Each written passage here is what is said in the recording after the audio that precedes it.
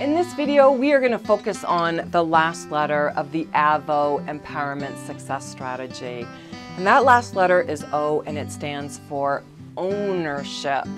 That's what empowerment is all about. It's taking ownership. And sometimes our clients don't want to do that. They don't want to take responsibility for the situations that they are in their life. And they want to be able to pass the buck. Live in that place of, well, I can't do it because I don't have permission. And your job as a coach is to help them see themselves as the captain of their own ship. And sometimes that is a challenge. Now, you might be watching this video because this is something that you need to kind of take hold of, because sometimes it's not you that has given you the identity of, well, I can't do things. It's that unconscious bias that has been primed into you, right? Girls can't do this. Girls are the property of their fathers, and then they get married and they're the property of their husbands. This is the beliefs that, have gone on in society for so long. Women are not allowed to own property, all of this. So this is where your clients, it's not their fault if they're looking for you to solve all of their problems. They're looking for you to give them permission. And sometimes you actually have to start from that place. But quite often when you're coaching women, they might even say, well, my husband won't let me do that. My husband, I can't do that. And this is where, when I was first starting coaching and, in the divorce recovery space, now they don't have a husband. So all of a sudden they're looking for other people to place blame on or take responsibility for the direction that their life should be going. They have been in that place of someone else is always deciding for them. It's really challenging for them to take that back. And this is where, as a coach, you have to understand that if you're pushing them in a certain direction, they might be resisting. They're like, no, I can't do that, because it's that internal conflict.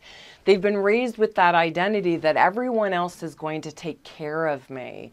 And it's just been primed into them. So it's that slow approach that you have to take. And with your male clients, sometimes, depending on if they're the youngest or if they're the only boy, and if they have been coddled their whole life, they have an unconscious bias as well. Their identity is, well, everyone else takes care of me.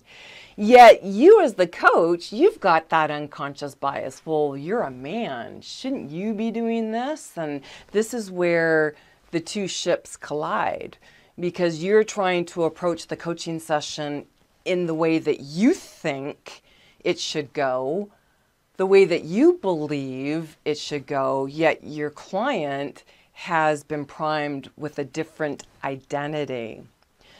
Understanding this is key to your success and your ability to move your clients past those blocks and obstacles that are stopping them. And quite often, it's not just even the identity that they've been raised with that they're having a hard time moving beyond, but it's the identity that everyone else sees them.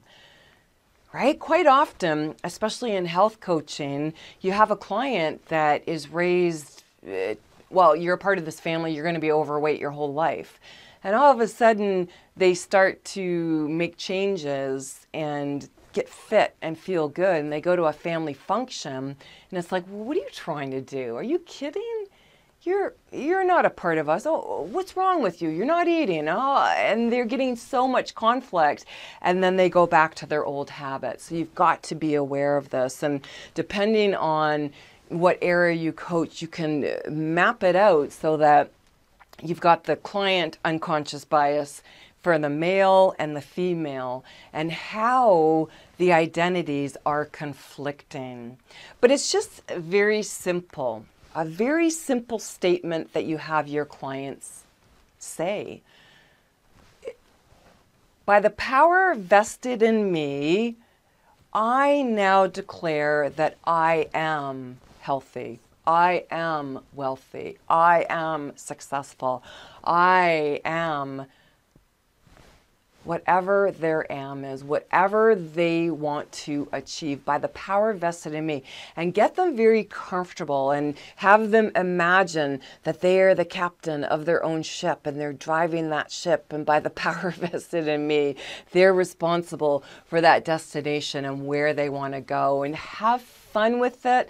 Keep it light, but just a very simple. And if they need your permission, you can do that once, but your role is to empower your clients and give them that internal change of beliefs, of identity, so that their internal world changes and they can start seeing in their external or outer world the changes that are happening inside, and be comfortable with it without that inner conflict.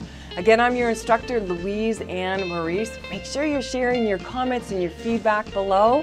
Let's continue.